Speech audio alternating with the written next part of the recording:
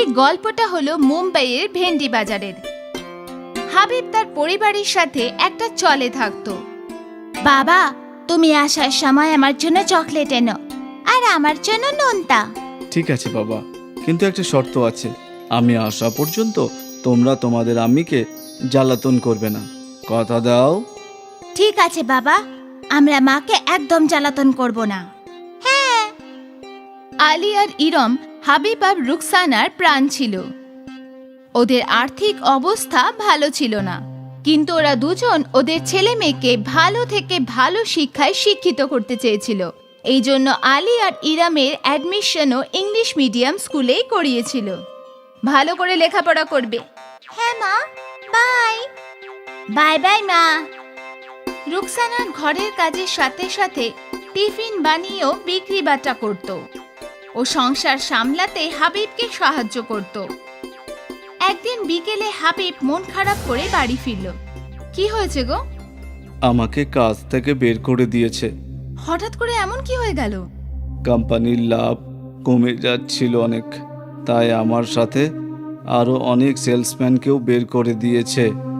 হায় আল্লাহ, তুমি বেশি চিন্তা করো না, তুমি তাড়াতাড়ি আরেকটা কাজ পেয়ে যাবে, আল্লাহর দোয়া আছে। হ্যাঁ। পরের দিন থেকে হাবিব নতুন কাজের সন্ধানে দোকানে দোকানে ঘুরতে লাগলো। সকাল থেকে বিকেল হয়ে গেল, কিন্তু ও কোথাও কোনো কাজই পেল না। হ্যাঁ কিসকায়, আমাকে সাহায্য করো, কাজ ছাড়া আমার সংসার চলবে কি করে বলো? ছেলে মেয়ের স্কুলের মাইনে, তার উপর রমজান আসতে চলেছে, এই কেমন সমস্যায় ফেসে গেলাম আমি। হাবিব পরবর্তী গাড়ির কাছে দোয়া চাইছিল যে ও যেন তাড়াতাড়ি কাজ পেয়ে যায়, আর বাড়িতে রুকসানাও এই দোয়াই চাইছিল। হাবিব বাড়ি ফিরল। কি হলো, তুমি কি কোনো কাজ পেলে? না, কত দোকান আর কোম্পানিতে ঘুরলাম, এখনো পর্যন্ত কোনো কাজ পেলাম না। সব জায়গায় কাজের জন্য মারামারি হচ্ছে। সে তো বটে, কিন্তু ইনশাআল্লাহ তুমি তাড়াতাড়ি কাজ পেয়ে যাবে। রুকসানা আর হাবিব দুজনেই চিন্তায় ছিল। সংসার কিভাবে চলবে, ছেলেমেয়ের মাইনে কোথা থেকে আসবে, এই প্রশ্নগুলো ওদের মাথায় ঘুরছিল। পরের দিন হাবিব কোম্পানিতে কাজ খুঁজতে গেল। আপনারা এখানে কি কোনো সেলসম্যানের জব আছে? না না, এখানে কোনো ভ্যাকান্সি নেই। ঠিক আছে। হাবিবের হাতে শুধু নিরাশাই আসছিল। আজও তাড়াতাড়ি বাড়ি ফিরল। সব জায়গায় গিয়ে কাজ খুঁজলাম, কোথাও কোনো কাজকর্ম নেই। আমি তো বুঝতেই পারছি না এখন কি করব। যদি আমরা কোনো ব্যবসা করি তাহলে? কিসের ব্যবসা? এমনি তো রমজান আসতে চলেছে, যদি আমরা এমন কোনো জিনিস বিক্রি করি, যে কোনো এমন জিনিস সেটা রমজানে বিক্রি হবে। রমজানে সিমুই ভালোই বিক্রি হয়। হ্যাঁ, আর আমি সিমুই বানাতেও পারি। অন্তত পক্ষে কিছু টাকা তো আসবে, আর ছেলে মেয়েদের স্কুলের মাইনেও সময় মতো দিতে পারবো। হ্যাঁ। পরের দিন থেকেই রুকসানা বাড়িতে সিমুই বানানো শুরু করে দিল। এতটা সিমুই? হ্যাঁ, কিছু মানুষের ভাজা সিমুই কেনাকাটা করে, আর কিছু মানুষ কাঁচা, কেউ সাদাটা, কেউ বা রঙিন। তাই আমি সব রকমের সিমুই তৈরি করছি। ভালো করেছো, আমি তোমাকে একটু সাহায্য করি। মা, আমিও সাহায্য করব। হ্যাঁ হ্যাঁ, এই অছিলায় তোমরা দুজনও সবকিছু শিখে যাবে। হাবিবের গোটা পরিবার মিলে সিমুই বানাতে লাগলো। আর তারপর হাবিব বাজারে ঠেলা বসালো, সিমুই বিক্রি করার ঠেলা। দাদা ভাই, এই সিমুইয়ের দাম কত? আপা, 100 টাকা কিলো। টাটকা হবে তো? হ্যাঁ একদম, আরে কালই তো বানিয়েছি। ঠিক আছে, 2 কিলো দিয়ে দাও। প্রথম দিন হাবিবের ঠেলা থেকে কিছু মহিলা সিমুই কিনে নিয়ে গেল। আজ শুধু 10 কিলো সিমুই বিক্রি হয়েছে। এই শুরুটা তো ভালোই হয়েছে। হ্যাঁ, আশা করছি পরে বেশি বিক্রি হবে। হ্যাঁ নিশ্চয়ই। হাবিব এতটাও খুশি ছিল না, রুকসানা খুশি ছিল। ওর হিসাব মতন এই শুরুটা ভালোই ছিল। পরের দিন হাবিব আবার বাজারে সিমুইয়ের ঠেলা বসালো। আজ অনেক খরিদ্দার ওর সিমুই কিনলো। ও খুশি হলো।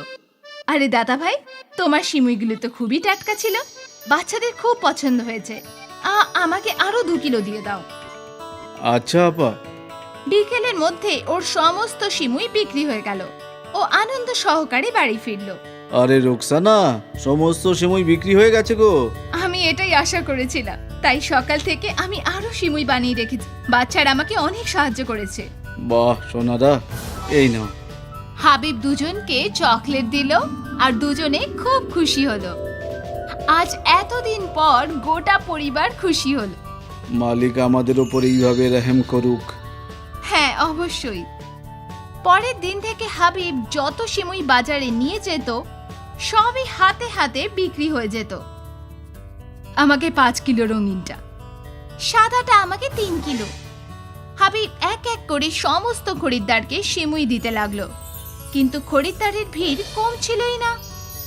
রোজ বিকেলের মধ্যে ওর পুরো ঠেলা ফাঁকা হয়ে যেত। শুকরিয়া আমার মালিক। আর এখন হাবিবের রোজগার আরো বেড়ে গেল। ও টাকার বান্ডিল দেখে খুব খুশি ছিল। আমাদের এই ব্যবসাটাকে বাড়ানো উচিত। আমি ভাবছিলাম কিছু মহিলাকে কাজে রেখে দিই। হ্যাঁ অবশ্যই রেখো, আমিও আরো বিক্রি হওয়ার রাস্তা খুঁজে নিয়েছি। আচ্ছা, সেটা কি? আমি দোকানে গিয়ে আমার সেমাই বিক্রি করব। একবার দোকানদার আমাদের থেকে কিনে নিলে তখন আমাদের লাভ অনেক গুণ বেড়ে যাবে। বাহ, এ তো খুব ভালো কথা। হাবিব আর রুকসানার মনে নতুন আশার আলো জাগল নিজেদের ব্যবসাটাকে বড় করার জন্য। পরের দিন একজন মহিলাকে কাজে রেখে দিল, আর এদিকে হাবিব দোকানদারের সাথে কথা বলতে লাগলো। দাদা, আমাদের সিমুইগুলো একদম টাটকা আছে, বাড়িতে তৈরি করা। আপনি একবার আপনার দোকানে বিক্রি করে দেখুন, এর চাহিদা অবশ্যই হবে। ঠিক আছে, কিন্তু আমার বেশি নেব না, বিক্রি হয়ে গেলে আরো বেশি নেব। নিশ্চয়। হাবিব দোকানদারকে অল্প সিমুই দিয়ে দিল। এইভাবেই ও আরো কিছু দোকানদারকে সিমুই দিয়ে এলো। পরের দিন যখন ও নিজের ঠেলা করে সিমুই বিক্রি করছিল তখন ওর কাছে দোকানদারদের কল আসতে লাগলো। হ্যাঁ দাদা, বিকেলের মধ্যে পৌঁছে দিয়ে আসবো। হাবিব দোকানে দোকানে ডেলিভারি করতে লাগলো আর ও ঠেলায় একটা লোক রেখে দিল। কখনো ভাবিনি যে আমরা এত কিছু করতে পারবো। এটা তো পরবর্তী গাড়ির দয়া, উনি আমাদের দোয়া শুনেছেন। অবশ্যই, প্রায় এত টাকা রোজগার করে ফেলেছি যে রমজানের পরে আমরা নিজেদের হোটেল শুরু করতে পারবো। এমনিতেও আমরা সব সময় নিজেদের হোটেল খুলতে চেয়েছিলাম, তাই না রুকসানা? হ্যাঁ, কিন্তু তোমার কি? আমি হোটেল চালাতে তোমাকে সাহায্য করব। আর চাকরি? এখন আবার চাকরির আর কি দরকার, এখন তো আমি অন্যদের চাকরিতে রাখি। হাবিব আর রুকসানার সিমুইয়ের ব্যবসা ভালো চলতে লাগলো। ওরা দুজন অনেক টাকা জমিয়ে ফেললো, আর সেই টাকা দিয়ে ওরা দুজন নিজের হোটেল খুললো। রুকসানার স্বপ্ন পূরণ হলো, আর হাবিবের এখন আর কোনো টাকার চিন্তা ছিল না। আলী আর ইরামের স্কুলের মাইনে খুব সহজেই দিতে পারতেন। আর এখন হাবিব আর রুকসানা নতুন বাড়ি কিনে ফেলেছিল। ওদের সবার ভাগ্য বদলে গেল। আর এই সব রুকসানার সিমুই বিক্রি করার আইডিয়ার জন্যই হয়েছিল। রুকসানার সিমুই দিয়ে জাদু হয়ে গেল।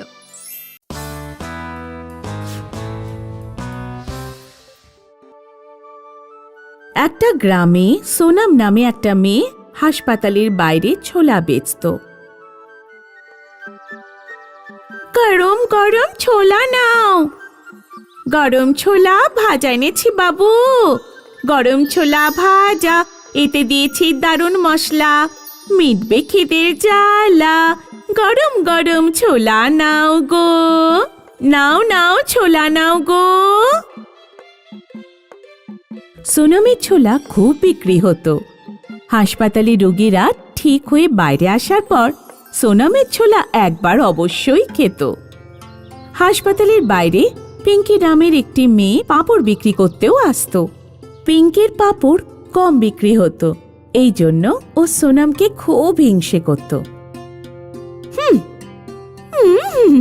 গরম গরম ছোলা, সব বাসি ছোলাগুলো কে জানে কতদিনের বাসি ছোলা উঠিয়ে নিয়ে আসে ওই সোনাম শয়তানটা। আমার ছোলা তোর ওই দুর্গন্ধ পচা পাঁপড়ের থেকে তো অবশ্যই ভালো। সত্যি করে বল, কতদিন স্নান করিসনি? সোনম সন্ধেবেলা বাড়িতে এসে নিজের বুড়ি অসুস্থ মায়ের সেবা করত আর মাকে পুরো দিনের গল্প বলতো। মা, আজ একজন ধনী গ্রাহক এসে আমায় 100 টাকা টিপস দিল। সেটা আবার কি? যখন কেউ খুশি হয়ে এক্সট্রা টাকা দেয় তখন তাকে টিপস বলে। সোনম, তুই নিজের বিয়ের জন্য কোনো ছেলে খুঁজে নে, আমি তো কোথাও যেতেও পারি না। তুমি পুরোপুরি সুস্থ তো হয়ে যাও, তারপর আমি বিয়ে করব। সোনমের মায়ের স্বাস্থ্য দিন দিন খারাপ হতে লাগলো। একদিন সোনমকে ওর মাকে হাসপাতালে নিয়ে যেতে হলো। পিঙ্কি এটা দেখে খুব খুশি হলো। সোনমের মা এখন হাসপাতালে, ও এখন ছোলা বেচতে পারবে না।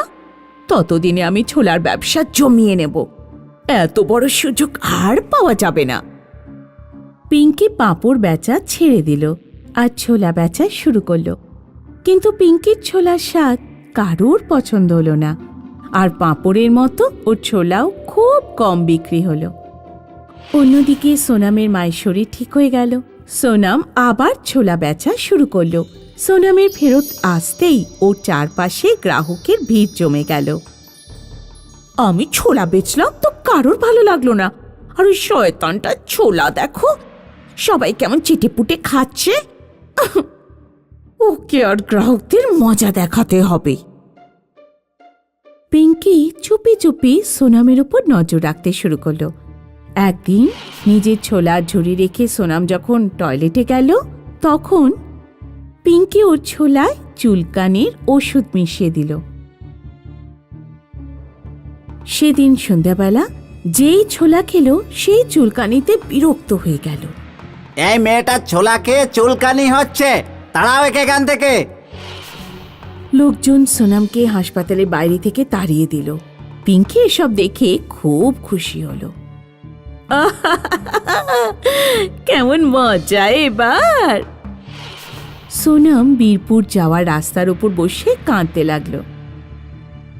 এবার আমি আমার মার চিকিৎসা কি করে করাবো? সোনামের কাছে একজন বুড়ি খাবার চাইতে এলো।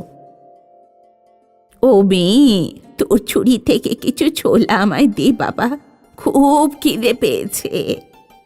তিতা, এই ছোলাটা কেউ না, এটাতে কেউ কিছু মিশিয়ে দিয়েছে। আমার কাছে 100 টাকা আছে, তুমি চাইলে এটা নিয়ে যাও, কোথা থেকে খাবার কিনে খেও। সোনম বুড়ি মহিলাকে নিজের 100 টাকা দিয়ে দিল। বুড়ি মহিলা ছোলার উপর নিজের হাত দেখান, কিছু বেরোতে দেখা যায়। তারপর বুড়ি মহিলা চলে গেলেন। সোনম ওই চুলকানির ছোলা নিয়ে বাড়িতে ফিরল। ও এসে সব কথা মাকে বলল। দেখি 1 চামচ ছোলা আমায় দিয়ে দেখি, জানতে পারবো এতে চুলকানি হচ্ছে কিনা। মা 1 চামচ ছোলা খেল, আর ছোলা খেতেই সোনমের মা একদম সুস্থ হয়ে গেল। সোনম, আমার শরীর খুব ভালো লাগছে রে, আর আমার কোথাও চুলকানিও হচ্ছে না। মনে হয় তোর কোথাও ভুল হয়েছে, তুই এই ছোলাগুলোই কাল আবার বেচতে যাস।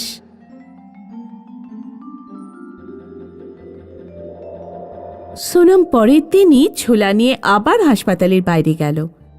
হাসপাতালের বাইরে কথা ছড়িয়ে গেল যে একটি মেয়ে জাদু ছোলা বিক্রি করছে, যার ছোলা খেলে যে কোনো রোগ সেরে যাচ্ছে। সোনামের কাছে রোগীদের ভিড় লেগে গেল। লোকেরা ওকে 2 গুণ 3 গুণ টাকা দিল আর ছোলা খেয়ে গেল, আর সবাই সুস্থ হয়ে নিজের বাড়ি ফিরল। পিঙ্কিও এই কথা জানতে পারল। জাদু ছোলা, এটা কি ধরনের পাগলামি, আমিও খেয়ে দেখি তো। পিঙ্কিও সোনামির ছোলা কিনল, আর যেই না খেলো সারা গায়ে ভীষণ চুলকানি শুরু হলো। আরে মা, এটা কি হলো রে, সব জায়গায় চুলকাচ্ছে। ও মরে গেলাম রে, মরে গেলাম। ও মরে গেলাম রে। সোনম দেখলো যে বুড়ি মহিলা যাকেও 100 টাকা নোট দিয়েছিল দূরে দাঁড়িয়ে দাঁড়িয়ে হাসছে। সোনম বুঝে গেল যে জাদু ছোলা ওই বুড়ির দিদারই চমৎকার। বুড়ি মহিলা পিঙ্কির কাছে গেল আরোকে বলল, এখন তুমি আর অন্যের জিনিসে উল্টোপাল্টা জিনিস মেশাবে? যদি তুমি কথা দাও করবে না, আমি তোমার চুলকানি ঠিক করে দেব। হ্যাঁ হ্যাঁ হ্যাঁ, আমার চুলকানি তাড়াতাড়ি ঠিক করে দাও। আমি কথা দিচ্ছি এরপর কখনো কোনো বাজে কাজ করব না। বুড়ি মহিলা পিঙ্কিকে ঠিক করে দিলেন আর উধাও হয়ে গেলেন। অনেক আগের কথা, রামু নামের একটা গরিব লোক নিজের মেয়ে বৈশালীর সাথে থাকতো। রামু এখন বুড়ো হয়েছে, তার যুবতী মেয়েকে নিয়ে চিন্তা হতো। বাবা, ওষুধটা খেয়ে নাও। মা, আমায় মাফ করে দে। আমি অসুস্থ বলে তোর জন্য কোনো ভালো সম্বন্ধ খুঁজতে পারিনি। কতদিন আমি লোকের বাড়ি চাকরের কাজ করেছি বলতো। যদি সেই সময় আমি তোর জন্য কোনো ছেলে খুঁজতাম তাহলে খুবই ভালো হতো। বাবা, তুমি আমার জন্য এত চিন্তা কেন করো? আমি বিয়ে করতে চাই না, আর তোমাকে ছেড়ে যেতেও চাই না। একদিন বৈশালী কুয়োতে জল ভরতে গেল। যখন ও ফিরল তখনও দেখতে পেল রামুর শ্বাস চলছে না। বাবা, বাবা চোখ খোলো, তুমি এভাবে আমাকে ছেড়ে যেও না বাবা। রামুর পাশে একটা পাগড়ি ছিল, আর পাগড়ির নিচে একটা চিঠি। বৈশালী চিঠিটা পড়ে। তোকে দেওয়ার মতো আমার কাছে কিচ্ছু নেই মা। আমার একমাত্র সম্পদ এই জাদুই পাগড়ি। এটাই তোর জন্য আমি রেখে যাচ্ছি। এটা পরে তুই নিজের রূপ বদলাতে পারবি, কিন্তু শুধু বিপদের সময়ই এটা ব্যবহার করিস। আর একটা কথা খেয়াল রাখবি মা, এই জাদুর পাগড়ির ক্ষমতা শুধু দিনের বেলাতেই হয়ে থাকে। হে জাদুই পাগড়ি, আমাকে আমার বাবার মতো করে দাও। বৈশালী রামু হয়ে যায়। কিছুদিন পর বৈশালীর আনাজপাতি ফুরিয়ে যায়। ওর কাছে টাকাও ছিল না। এখন আমি কি করব? এই জাদুই পাগড়ি শুধু রূপ বদল করতে পারে, টাকা তো দিতে পারে না। আমার কোথাও চাকরি খুঁজতে হবে, কিন্তু একটা মেয়েকে কে চাকরি দেবে? তাই আমি ছেলের রূপ ধারণ করব। বৈশালী একটা ছেলের রূপ ধারণ করে চাকরির খোঁজে বেরিয়ে পড়ে। বৈশালী ঘুরতে ঘুরতে সীতানগরে পৌঁছায়। শুনুন, আপনার কি কাজের জন্য কোনো কাজের লোক দরকার? কি নাম তোমার? আমার নাম হলো বৈশালী। না না, আমার নাম হলো বিশাল। বৈশালী অনেক বড় এক কাপড়ের ব্যবসায়ীর কাছে চাকরি পায়। বৈশালী অনেক পরিশ্রম করে আর কাজ করতে থাকে, আর দোকানে আসা ক্রেতাদের সাথে দারুণ ব্যবহার করত। যখন থেকে বিশাল দোকানে এসেছে আমার ব্যবসা রমরমা শুরু হয়েছে। এই জন্য এর মাইনে দ্বিগুণ করে দেবো। বৈশালী খেয়াল করে সূর্য ডোবার আগেই বাড়ি ফিরে আসতো, কারণ সূর্য ডুবলেই পাগড়ির ক্ষমতা শেষ হয়ে যেত আর ও নিজের আসল মেয়ের রূপে ফিরে আসতো। কিছু মাস সব ঠিকঠাক চলছিল।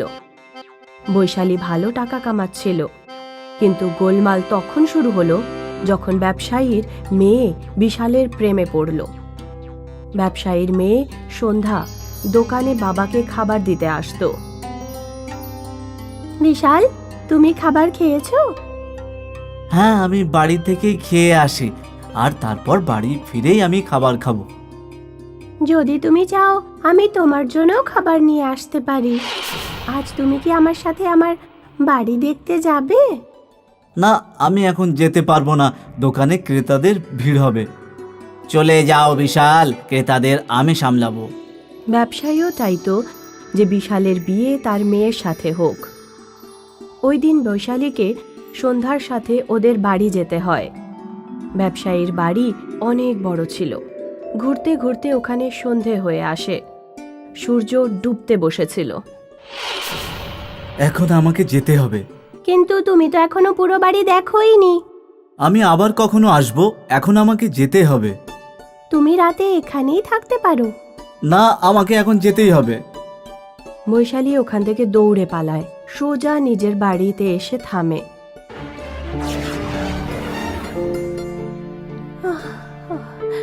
হে ভগবান, আজ খুব জোর বেঁচে গেছি। বৈশালী বুঝতে পারছিল না ও কি করবে। ও নিজে একটা মেয়ে ছিল, তাই ব্যবসায়ী মেয়েকে বিয়ে করা সম্ভব ছিলই না। আর যদিও ব্যবসায়ীকে সত্যি কথা বলে, তাহলে ওর চাকরিই চলে যাবে। চাকরি তো আমি ছাড়তে পারবো না। আর যদি ব্যবসায়ীর বিয়ের কথা বলে, তাহলে কোনো না কোনো অজুহাত দিয়ে দেব। ব্যবসায়ী যখনই বৈশালীকে মানে বিশালকে বিয়ের কথা বলতো, বৈশালী কোনো না কোনোভাবে কথা এড়িয়ে যেত। একদিন ব্যবসায়ী তার মেয়েকে বলল, এই বিশাল নিজের সম্পর্কে কিচ্ছু বলে না কেন, আর কোনো কথা স্পষ্ট করে না বা কেন? আর সন্ধেবেলা তুমি ওর পেছনে যাবে আর খোঁজ করবে ও কোথায় থাকে।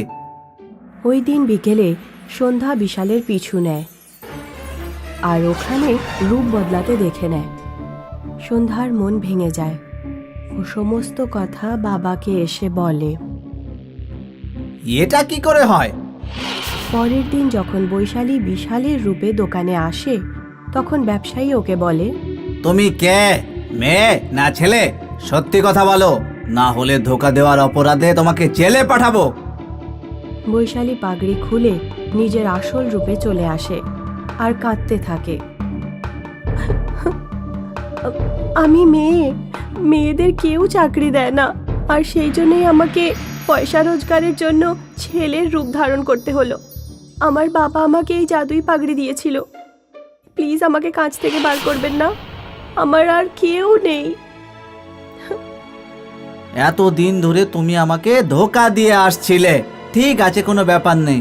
ঠিক আছে, তোমার যদি কেউ না থাকে, তাহলে এটা বুঝে নিচ্ছি যে আজ থেকে আমার একটা নয় দুটো মেয়ে। কিন্তু আজ থেকে আর এই জাদুর পাগড়িটা তুমি ব্যবহার করো না।